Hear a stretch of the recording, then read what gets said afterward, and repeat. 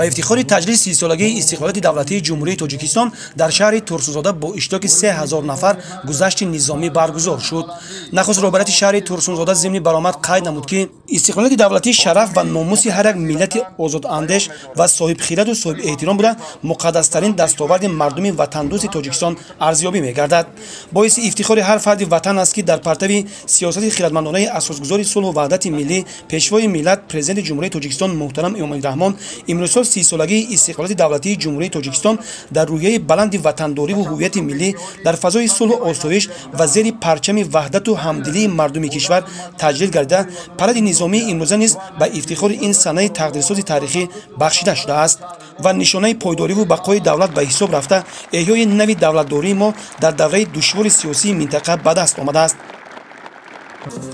بعداً از جانب افسران و عسکران قسم‌های حربی تابع شهر ترسونزاده شعبه وزارت کارهای داخلی شهر، کمیساریات حربی، خدمات دولتی آتش‌نشانی، ستاد عاید به حالت‌های فوق‌العاده و مدافع گردنی نزد مقامات اجرایی حکومت دولتی، کارخانه و تشکیلات و کالج و لیسه‌ها گذشت نظامی دایر گردید.